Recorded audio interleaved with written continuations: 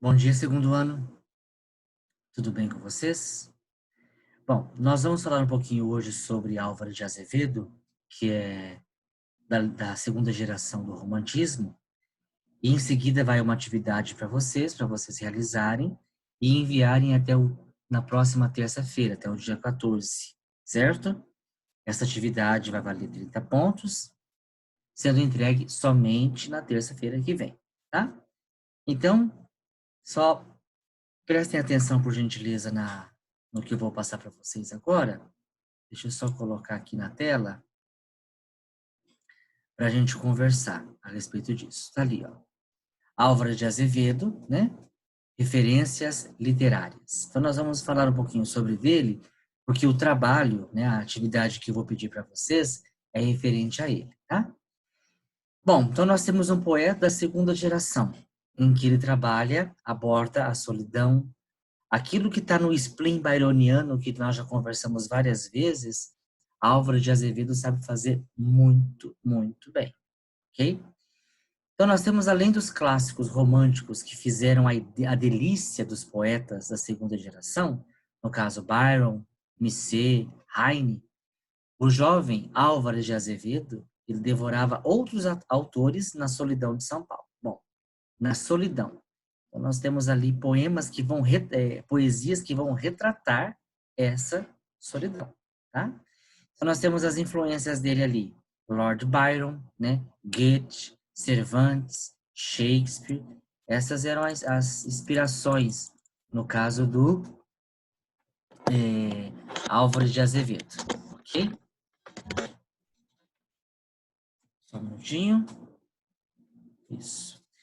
Bom, o que nós vamos encontrar também na sua obra, de qual contexto ele fez parte? Então, nós temos ali o lema da Revolução Francesa, né?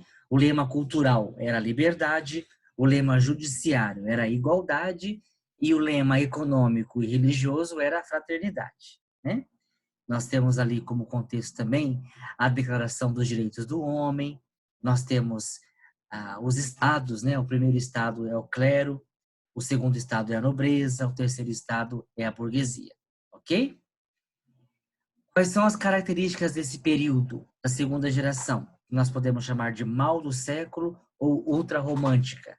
Então, nós temos ali o pionismo, o egocentrismo totalmente exacerbado, né? Onde que nós podemos ver essas características, professor? Bom, nós já lemos aquele poema Noivado do Sepulcro, né? Que é o amor que ultrapassa os limites da morte. Nós lemos também aquele conto Venha Ver o Pôr do Sol. Nós temos ali o egocentrismo exacerbado, realmente, né? O pessimismo, o satanismo, a atração pela morte e a liberdade formal na linguagem, que faz parte, portanto, das três gerações do romantismo, tá? Bom, vamos fazer uma análise, primeiramente, das obras do Álvaro de Azevedo, ok? Então, aí, nesse cantinho negrinho, nesse cantinho, o fundo preto, diz ali, ó. Era uma noite, eu dormia, e nos meus sonhos revia as ilusões que sonhei. E no meu lado senti, meu Deus, por que não morri? Por que do sono acordei? No meu leito, adormecida, palpitante e abatida, a amante de meu amor. Vocês conseguem perceber a solidão e a exacerbação da morte, né? O desejo, o escapismo pela morte. Tá? Então, vocês conseguem perceber que é são poesias do Álvaro de Azevedo que tem como lema central a morte como fuga de todos os seus problemas, certo? Bom, deixa eu descer mais um pouquinho aqui. Olha nos seguintes versos dele aqui também, nos versos do poema dele chamado Solidão. Nas nuvens cor de cinza do horizonte, a lua amarelada a face embuça. Parece que tem frio e no seu leito deitou para dormir a carapuça. Ergueu-se, vem da noite a vagabunda, sem chale, sem camisa e sem mantilha. Vem nua e bela procurar amantes, é doida por amor da noite, a filha. Mais uma vez, o amor que não consegue ser correspondido, né? E até tem o termo vagabunda, né? Vem da noite a vagabunda sem chale, sem camisa e sem mantilha. Ou seja, a pessoa que ele ama está procurando outros, né, outra pessoa para amar e ele continua na solidão, né? É ele, um dos poetas que coloca esses termos, vamos dizer assim, chulos na poesia, devido ao sentimento pesado, né, que passa dentro dele. Bom, falando sobre a abordagem crítica dele, Antônio Cândido, que é um estudioso da literatura, em seu livro Formação da Literatura Brasileira, Antônio Cândido, ele comenta a relação estreita entre a obra dele e a sua vida. Então, olha o que ele diz a respeito dele. Sentiu e concebeu demais, escreveu em tumulto, sem exercer devidamente o senso crítico que possuía, não obstante mais vivo do que qualquer poeta romântico, excetuando Gonçalves Dias. Então, ele diz aí que Gonçalves Dias é o mais vivo poeta do romantismo, de todas as gerações, com exceção do Gonçalves Dias, né? Então, tem Gonçalves Dias e Álvaro de Azevedo. E sabemos que se a obra de um clássico prescinde quase por completo o conhecimento do artista que a criou, a dos românticos nos arrasta para ele, graças à vocação da confidência e à relativa inferioridade do verbo ante a insofreada necessidade de expressão. Em suma, Antônio Cândido diz que Álvares de Azevedo precisava se expressar. Ele precisava fazer da poesia uma forma de escape. E essa forma de escape, as suas palavras, as suas medições vocabulares, fez com que a palavra, a maneira dele escrever, tocasse no íntimo daquele que é ali, né? Uma pessoa com depressão, por exemplo, se ela está ansiando, se ela está pensando muito na morte, ela lê um poema do Álvares de Azevedo, ela pode piorar, vamos assim dizer, né? É bom nem ler, de tanto poder que as palavras dele têm, né? Aí nós temos ali, o Álvares de Azevedo também, os efeitos do mal bairônico. Bom, foi baseado no baironismo que ele escreveu A Lira dos 20 Anos, ok? Então, nesse segundo pontinho ali, diz assim, Álvares de Azevedo era realmente um grande talento.